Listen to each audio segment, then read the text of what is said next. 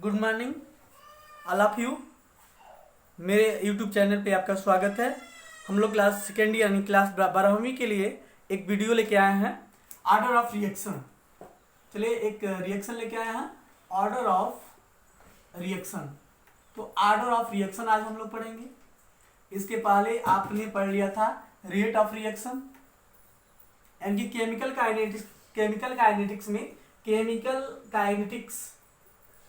Kinetics में आपने पढ़ लिया था रेट ऑफ रिएक्शन। ये हम आपको बता चुके थे रेट ऑफ रिएक्शन क्या है। तो रेट ऑफ रिएक्शन आपने जान चुका था कि रेट ऑफ रिएक्शन क्या है। तो आगे हम चलेंगे, पढ़ेंगे order of reaction. Order of reaction क्या है, तो ऑर्डर ऑफ रिएक्शन को जानते हैं हम लोग। देखिएगा, ऑर्डर ऑफ रिएक्शन के पहले हमने पढ़ा था rate directly proportional to concentration. ये आपने पढ़ लिया था। क्या पढ़ लिया था? Rate directly proportional to concentration, यानी कि जो रेट होता है वो कंसंट्रेशन पे निर्भर करता है। तो ये देखिए, आपने कंसंट्रेशन पढ़ा था। क्या पढ़ा था? कंसंट्रेशन। लेकिन आफ्टर एक्सपेरिमेंट, क्या एक्सपेरिमेंट के उपरांत आपने ये देखा कि यानी कि कई साइंटिस्टों ने एक्सपेरिमेंट किया और एक्सपेरिमेंट करके ये जो यहाँ पे रेट एन से डिनोटेड कर दिया। क्या कर दिया? एन से डिनोटेड कर दिया। यहाँ एन एक कोफिशिएंट रख दिया और कहा rate directly proportional to concentration of N. ये कई प्रयोगों के बाद जहां एन क्या है, जहां देखिएगा, जहां एन है ओवर ऑर्डर ऑफ रिएक्शन। क्या? ओवर ऑर्डर ऑफ रिएक्शन, यानी कि हम कहेंगे एन को आप लिखते भी चलिएगा, एन को ऑर्डर ऑफ रिएक्शन, एन को ऑर्डर ऑफ रिएक्शन कहते हैं। यानी कि अगर हम देखें एन को क्या कहेंगे? Order of reaction. एक चीज और बता दें आपको, आपने कहा rate directly proportional concentration N, इसके पहले रेट ऑफ रिएक्शन पढ़ चुके थे, उसी में आपने निकाला था। तो एन को ऑर्डर ऑफ रिएक्शन कहेंगे। और एक चीज और बता दें, ये पहला जो एन हो सकता है, एन क्या हो सकता है? इंटीगर हो सकता है, इंटरगर हो सकता है, इंटीगर हो सकता है, फ्रैक्शन भी हो सकता है।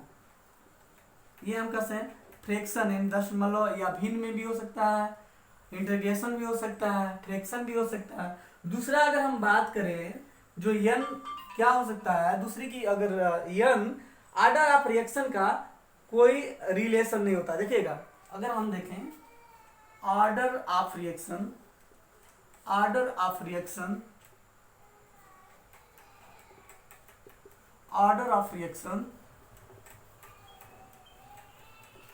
ऑर्डर ऑफ रिएक्शन का stoichiometry defect coefficient, stoichiometry coefficient का कोई रिलेशन नहीं होता है। स्टोइकियोमेट्री कोफिशिएंट से कोई रिलेशन नहीं होता है, से कोई रिलेशन नहीं होता है। ये ध्यान दीजिएगा, कोई रिलेशन नहीं होता है। यानी कि अगर हम बात करें कि ये एक्चुअली एक्सपेरिमेंट पे आधारित है। क्या है? ये ऑर्डर ऑफ रिएक्शन केवल एक्सपेरिमेंट से ही निकाल सकते हैं। ध्यान दीजिएगा, तीसरा अगर हम लिख दें कि जो ऑर्डर ऑफ रिएक्शन है, ऑर्डर ऑफ रिएक्शन केवल एक्सपेरिमेंट पे आधारित होता है, एक्सपेरिमेंट पर आधारित होता है, आधारित होता है।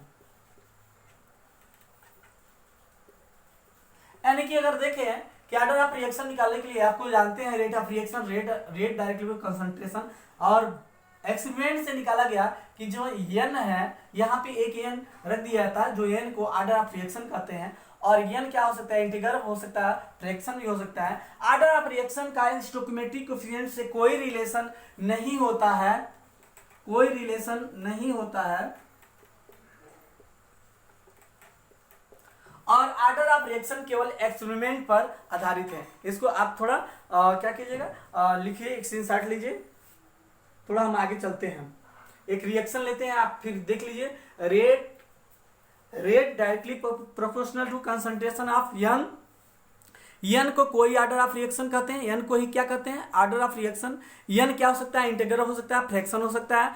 ऑर्डर ऑफ रिएक्शन का स्टोइकियोमेट्रिक कोएफिशिएंट से कोई रिलेशन नहीं होता है, ऑर्डर ऑफ रिएक्शन केवल एक्सपेरिमेंट पे आधारित होता है। चलिए एक हम लोग रिएक्शन लेते हैं और ये रिएक्शन लेके हम लोग और समझते हैं इसको।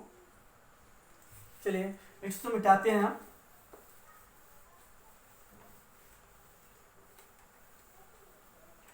एक रिएक्शन है, सपोज कीजिए कोई ए है, यहां बी है, ये बना रहा है C प्लस डी प्लस। देखिएगा इसमें, जहां देखिएगा इस रिएक्शन में अगर हम कोई एक रिएक्शन लिए जो इसका स्टोइकियोमेट्री ए है और बी है, इसका सी है और इसका डी है, तो हम लोग ऑर्डर ऑफ रिएक्शन निकालने के लिए एक चीज और बता दें, केवल रिएक्टेंट को देखते हैं। किसको देखते हैं, केवल रिएक्टेंट को देखते हैं।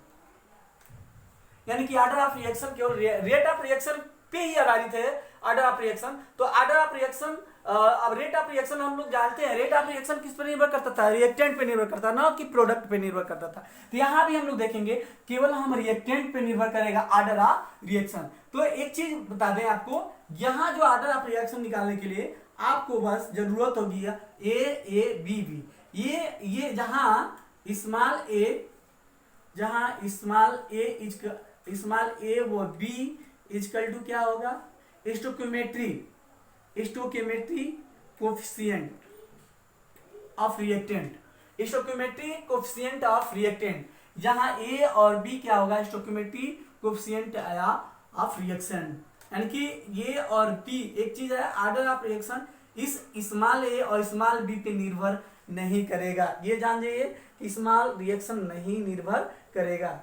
तो हम stoichiometry coefficient of reactant small A और स्मॉल बी है, ये आपको पता चलना चाहिए कि हमेशा जहां स्मॉल ए ये बैलेंसिंग पे आधारित है। यानी कि बच्चा कितना, स्टूडेंट अपने ऊपर डिपेंड करता है उसको कैसे बैलेंस करता है। वो बैलेंसी, जैसे अगर हम बात करते हैं हाइड्रोजन H2 प्लस O2, ये आपका क्या होता है 2H2O। अब यहां ये निर्भर करता है स्टूडेंट पर, इसको कैसे रिएक्शन को बैलेंस करे। तो यहाँ 2H2 भी हो सकता है, बैलेंस भी कर सकता है, या इसको अन्य तरीका से बैलेंस कर सकता है। जहां 2 और यहाँ पे 1 है, ये 2 और 1 क्या है, स्टोइकियोमेट्री कोएफिशिएंट रिएक्टेंट है। तो ये क्या है, ये थ्योरेटिकल है। स्टोइकियोमेट्री कोएफिशिएंट रिएक्टेंट क्या है, थ्योरेटिकल है। और थ्योरेटिकल आपको किसी तरह आपके स्टूडेंट के ऊपर निर्भर करता है उस रिएक्शन को कैसे बैलेंस करता है। तो फाइनली जानिए कि किसी भी रिएक्शन में कि स्टोइकियोमेट्रिक इफेक्ट्स निर्भर नहीं करता है order of reaction. Order of reaction क्या होता है, केवल किस पे निर्भर करता है, ओनली वन एक्सपेरिमेंट पे आधारित होता है। अभी हमने पिछले बार लिखा है कि केवल एक्सपेरिमेंट पे आधारित होता है क्या, ऑर्डर ऑफ रिएक्शन। तो हम इसको अगर लिखें, अब जानते हैं, इसको अगर लिखते हैं तो रेट लिखते हैं, रेट डायरेक्टली प्रोपोर्शनल टू, आप इसके पहले पढ़ा भी चुका हूं रेट के बारे में। रेट डायरेक्टली प्रोपोर्शनल टू ए के कंसंट्रेशन प्लस बी के कंसंट्रेशन। अभी हमने बताया कि केवल ऑर्डर ऑफ रिएक्शन क्या है, रिएक्टेंट पे निर्भर करता है, प्रोडक्ट पे। तो हम लोग प्रोडक्ट को छुएंगे भी नहीं, केवल रिएक्टेंट को देखेंगे। तो रेट, और देखिए ये तो आपका थ्योरेटिकल है, ए और बी यहाँ घातांक है। लेकिन अगर हम कहें कि एक्सपेरिमेंटल जो आता है यहाँ x और y आता है, तो रेट किस पे निर्भर करता है, directly proportional concentration of A concentration of B, ये निर्भर करता है। एक चीज आपको बता दे, जहां x क्या है, जहां x is equal to order of reaction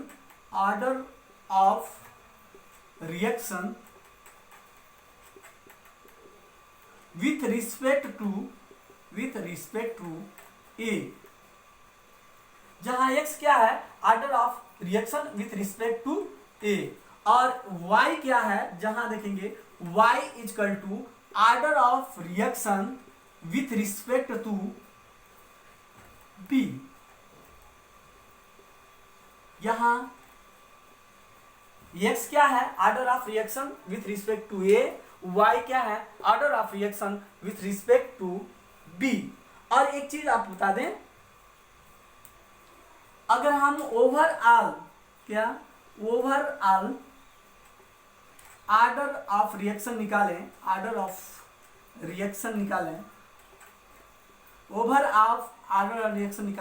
तो x प्लस वाई होगा। ओवरऑल ऑर्डर ऑफ रिएक्शन निकालें तो क्या होगा, x प्लस वाई, और x plus y equal to क्या हो जाएगा, x plus y equal to n।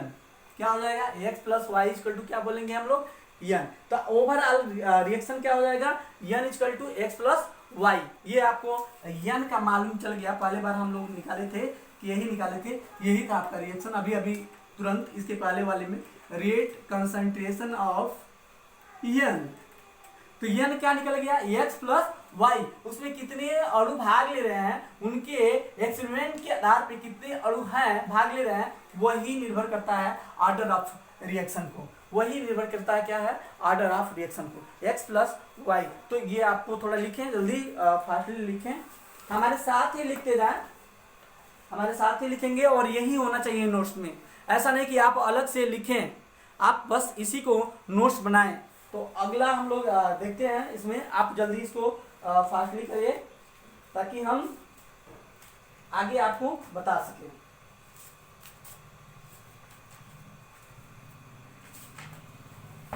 चलिए हम लोग देखते हैं, थोड़ा इसको और आगे बढ़ाते हैं, इसको पढ़े भी हैं, मिटाते हैं। ओके, अभी हमने देखा कि जो रेट होता है, rate directly proportional to concentration n। एक चीज आपको बता दे, जहां ये प्रोपोर्शनल होता है, समानुपाती होता है, वहां कोई न कोई कंसंट्रेंट लगता है।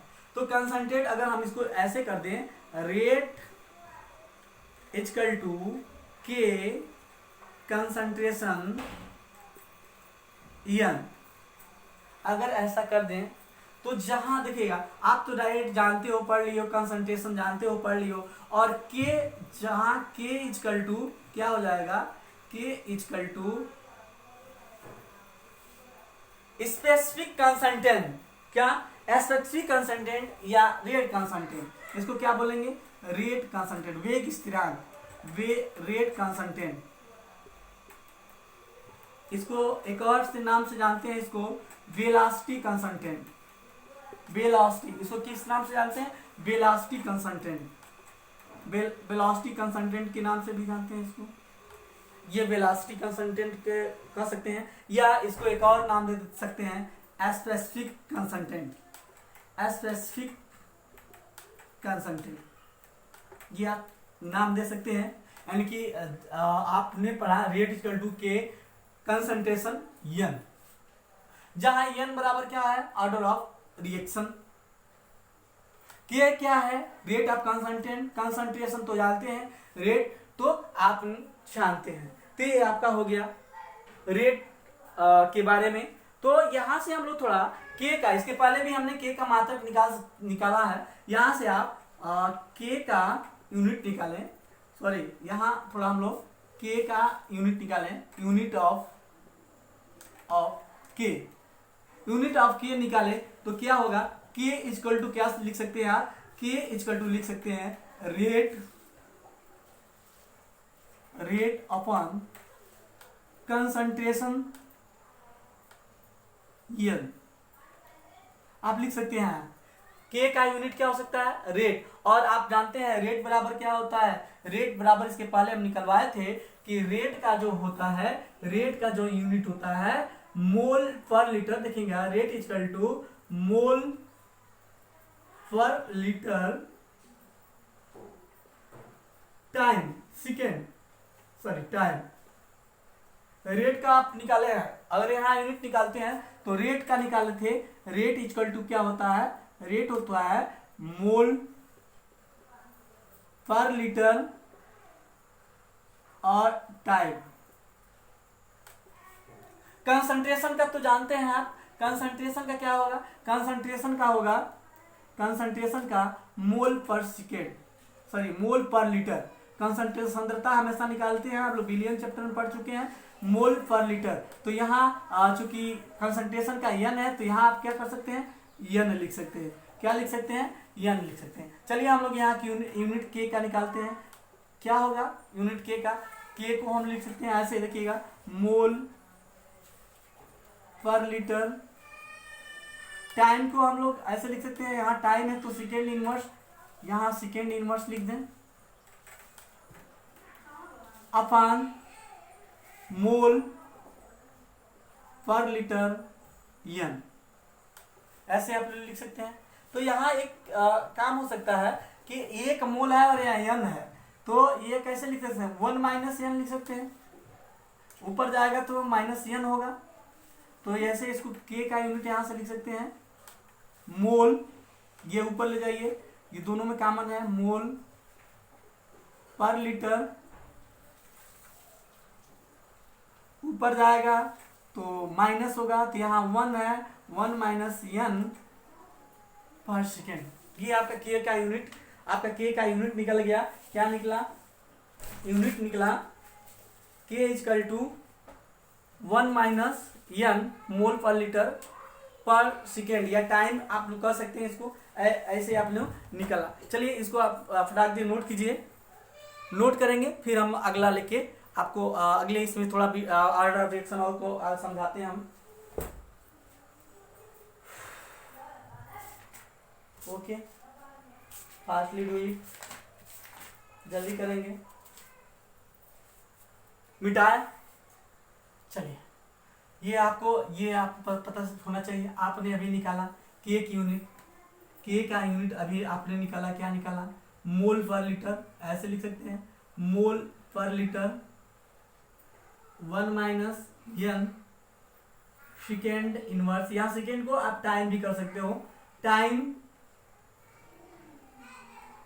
इनवर्स। चलिए हम लोग थोड़ा यूनिट निकालते हैं, ऑर्डर ऑफ रिएक्शन में चलते हैं। ओके, मिटाते हैं,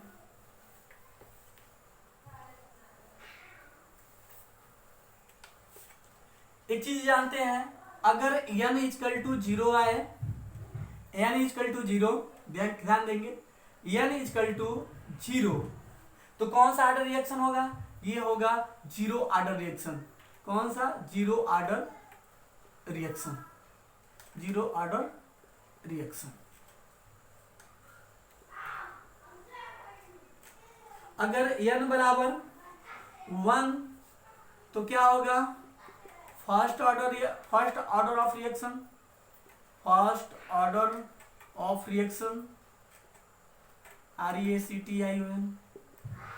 n बराबर अगर 2 आए तो यह होगा second order reaction, second order of reaction, order of reaction. अगर n बराबर 3 आए तो क्या होगा, third order of reaction, third order of reaction. यहां हम लोग थोड़ा रिएक्शन को ऐसे कर देते हैं, यहाँ REACTION,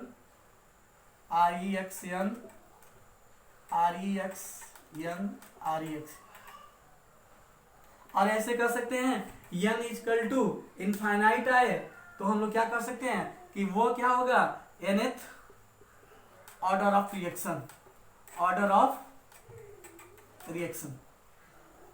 चलिए हम सबका यूनिट निकालते हैं।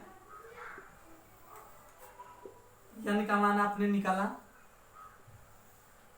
हम सबका यहाँ यूनिट निकालते हैं, जीरो ऑर्डर रिएक्शन का यूनिट निकालते हैं। किसका निकालते हैं? जीरो ऑर्डर रिएक्शन का यूनिट निकालते हैं। चलिए जीरो ऑर्डर रिएक्शन का यूनिट निकालें।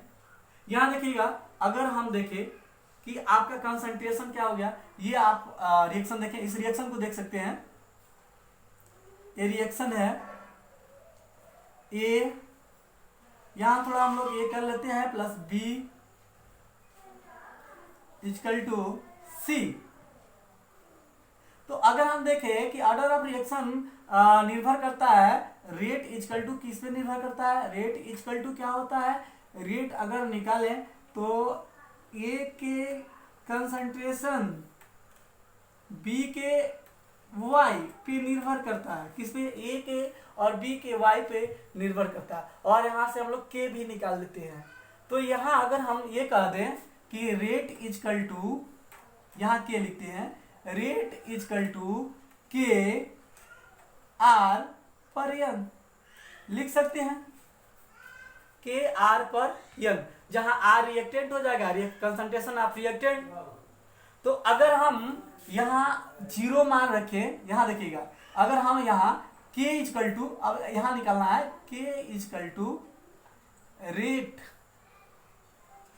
ऑफ आर, यहां अगर n के जगह पे जीरो लग दे, n बराबर जीरो, तो k इक्वल टू क्या हो जाएगा? k इक्वल टू रेट हो जाएगा। सीधी बात है, k इक्वल टू क्या हो जाएगा? आपका रेट हो जाएगा। और रेट का क्या होता है? यानी कि जो k का यूनिट होगा वो रेट के यूनिट के बराबर ही होगा। क्या होगा? जो सॉरी ये हम के रेट यहाँ लिख सकते हैं। रेट के का जो यूनिट होता है वो रेट का यूनिट के बराबर होगा। यानी कि हम जानते हैं रेट का यूनिट क्या होता है? रेट का यूनिट होता है मोल पर लीटर, यहाँ यल माइनस कर सकते हैं, और सेकेंड इनवर्स। यहाँ देखेंगे, यहाँ पे अगर हम लोग लिख दें ये ऐसे निकल सकता है, या यहां से सोचें कि n का मान जीरो रख दिए, n का क्या मान रख दिए? जीरो रख दिए। चलिए यहाँ फिर हम लोग देखते हैं, n का मान जीरो रखते हैं, इसको मिटाते हैं, लिखते जाइएगा, साथ में लिखेंगे आप। यहाँ अभी आपने k इक्वल टू क्या लिखा? मोल per litre 1 minus n time inverse, यही लिखा। तो आप n के बराबर जीरो रख दें, n बराबर जीरो, तो 1 यहाँ देखेंगे 1 माइनस जीरो इक्वल टू 1 होता है। तो यहाँ क्या हो जाएगा? मोल पर लीटर 1 टाइम इनवर्स। अगर आप क्या लिखें, टाइम को क्या कर दें? सेकेंड कर दें, तो इसको क्या लिख सकते हैं? मोल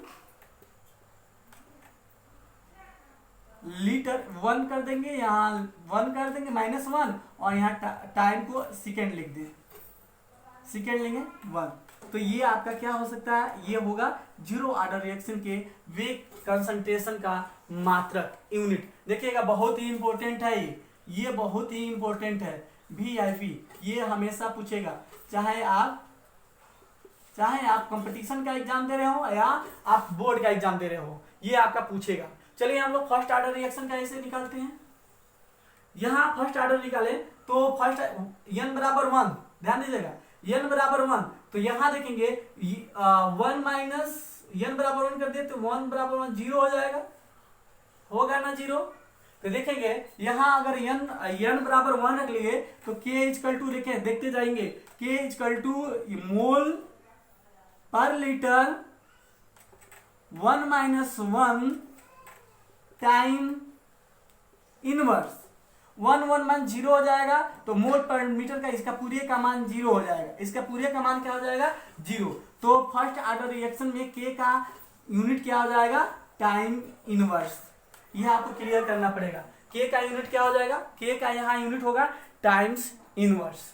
चलिए, ये आपको बड़े इंपॉर्टेंट है, ये आपको क्वेश्चन भी पूछ सकता है, ये दे देगा, पूछेगा कौन सा ऑर्डर रिएक्शन है, पूछेगा कौन सा ऑर्डर रिएक्शन है, तो कह दे कि मोल पर लीटर पर सेकेंड किस ऑर्डर में आएगा? तो जीरो ऑर्डर में आएगा। टाइम इनवर्स किस में आएगा? तो फर्स्ट ऑर्डर रिएक्शन में आएगा। थोड़ा हम n2 वाले में देख लेते हैं। n बराबर 2, यहां देखेंगे n बराबर 2 होगा, दूसरे ऑर्डर में लिखते हैं, दूसरे ऑर्डर में दिखाते हैं। n बराबर 2 मान लें, यहां देखेंगे तो 1 माइनस 2 इजकल टू क्या होगा? -1, यहां -1 हो जाएगा। तो अगर हम यहां k की यूनिट निकालें तो क्या होगा? मोल पर लीटर -1 टाइम इनवर्स, यही होगा। बोलिए, ये आपका हो जाएगा मोल -1 पर लीटर टाइम्स इनवर्स होगा। ओके, तो यहां देखेंगे, यहां एक्चुअली ये ऐसे हम लोग कर देते हैं थोड़ा। मोल यहां क्या है? 1 है, यहां 1 है, देखिएगा 1, यहां -1, फिर -1 यहां लिखते हैं, टाइम इनवर्स लिखते हैं। तो यहां आप देखेंगे ये माइनस माइनस से आपका क्या हो जाएगा? कट जाएगा। तो मोल क्या हो जाएगा? मोल इनवर्स, यहां माइनस, यहां ये माइनस माइनस प्लस हो जाएगा, तो ये होगा आपका मोल माइनस, यहां हो जाएगा माइनस माइनस प्लस 1 टाइम